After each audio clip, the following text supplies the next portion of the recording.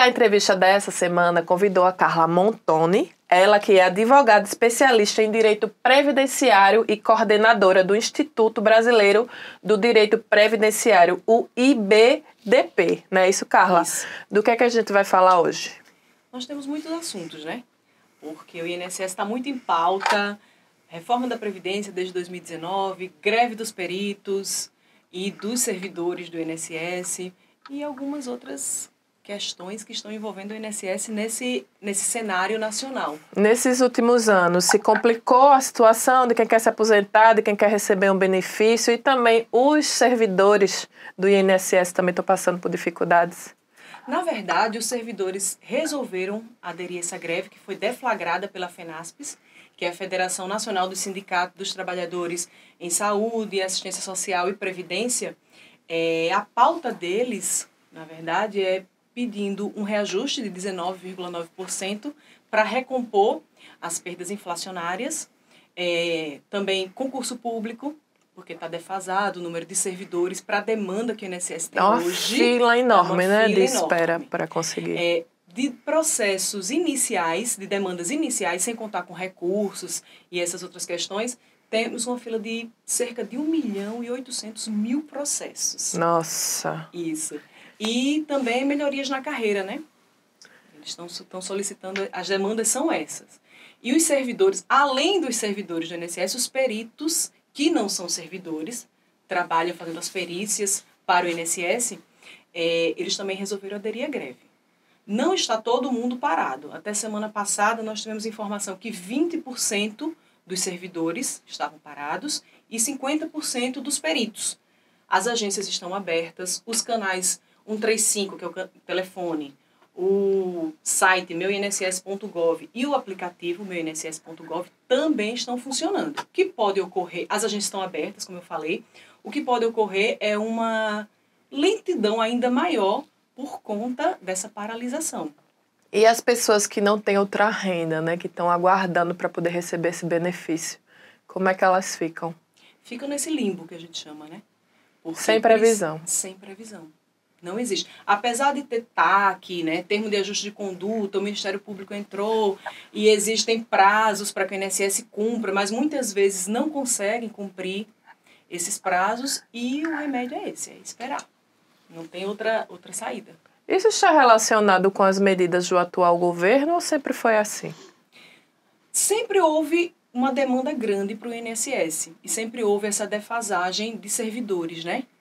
Mas a reforma da Previdência e outras medidas tomadas desde 2019 para cá andam atravancando um pouco mais, na verdade, essas demandas.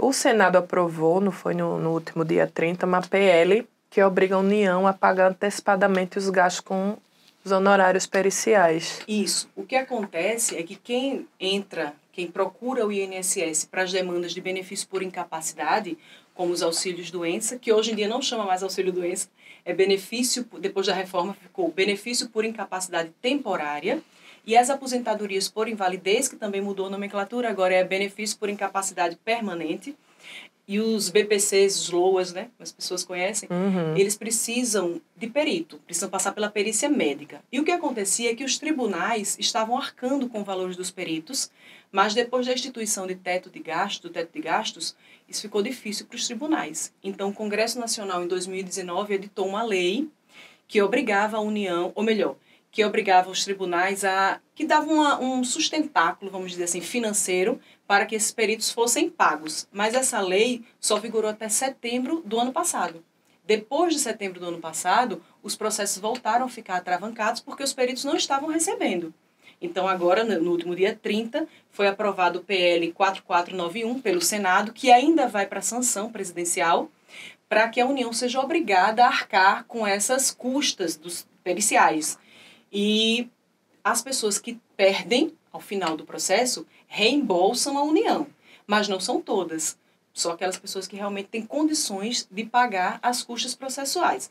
Essa questão do pagamento, do retorno do valor para a União, ele já está amplamente divulgado, vamos dizer assim, no Código de Processo Civil. Ela já é uma lei geral.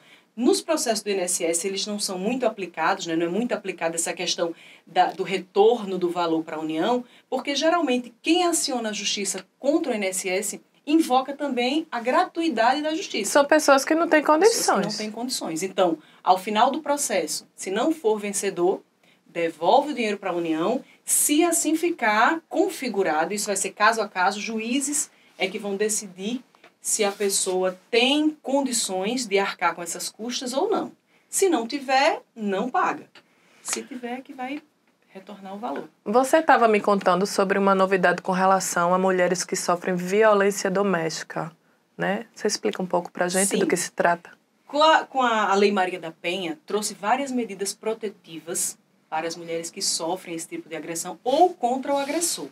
Uma das medidas protetivas é justamente em relação ao vínculo trabalhista, que esse vínculo, se ela precisar se afastar, né, por incapacidade para continuar exercendo o seu labor, até para defender a sua integridade física, então que esse vínculo trabalhista ele seja mantido até 6 meses. Só que vem se entendendo também que o empregador, ela mantém esse vínculo, mas o empregador só tem a obrigação de arcar com os valores, com os salários, até os primeiros 15 dias, o que já acontece nos benefícios por incapacidade.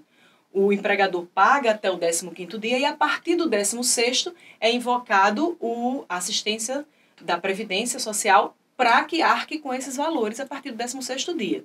Então, o que a gente vem aqui tentar fazer um paralelo ou equiparar é justamente isso, que essas mulheres que ficam afastadas do trabalho, que só vão receber até o 15º dia pelo empregador, que elas possam acionar também a Previdência. Porque elas podem até estar sofrendo ameaça de morte, não é? Ter que ficar em local protegida, escondida, sem poder aparecer no trabalho. Exatamente. Até por conta do medo, né, de ser abordada novamente pelo agressor. Exatamente. O que realmente acontece, né? Que geralmente acontece. Então, os tribunais vêm entendendo que é possível, sim, que essa mulher, que esse afastamento seja equiparado a uma doença laboral ou um acidente de qualquer natureza, porque ela fica incapacitada, mas que para isso precisa passar pela perícia médica, precisa ter atestado comprovando essa incapacidade de retornar ao trabalho e tem que passar pela perícia médica. E o INSS negando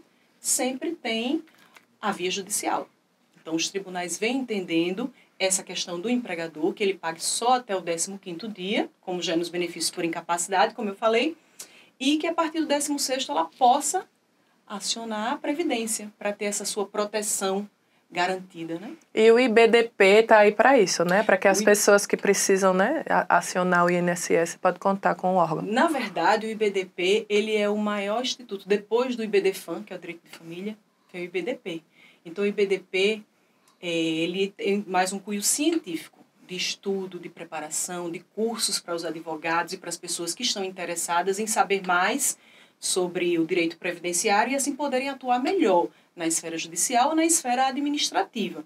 O IBDP é voltado para isso, para os estudos, para questões científicas, para a atuação legislativa, né, junto aos parlamentares. A gente tem essa atuação, nós temos a coordenadoria parlamentar, que está sempre lá apresentando propostas e emendas para que todas essas leis e todos esses projetos sejam aprovados da melhor maneira para o segurado. Então, ele tem esse caráter protetivo e científico. Essa questão, como a gente estava falando no começo, dos servidores que estão planejando a greve insatisfeitos, os parlamentares, os governantes, eles tendem a apoiar? Na verdade, a greve já foi deflagrada. Só 20% dos servidores aderiram, 50% dos peritos aderiram depois, porque não houve nenhuma sinalização do governo federal.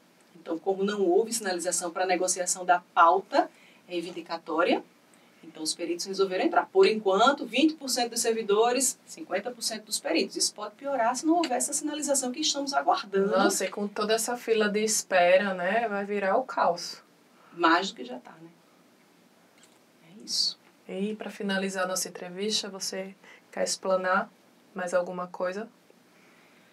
Só isso, dizer que as pessoas têm o direito de acionar o INSS, essa proteção social tão importante para o nosso país, principalmente no período que a gente está passando, de recessão em todos os os vieses. Aumento do desemprego, da pobreza, os alimentos mais caros. Exatamente. Então, procure o INSS, procure se informar sobre os seus direitos, sabendo sempre que se o INSS negar os seus direitos, a gente tem a via judicial. Então, procurem seus direitos, não deixem passar, se informem. É isso. Essa foi a Carla Montoni, ela que é advogada especialista em direito previdenciário, e esse foi o TH Entrevista dessa semana.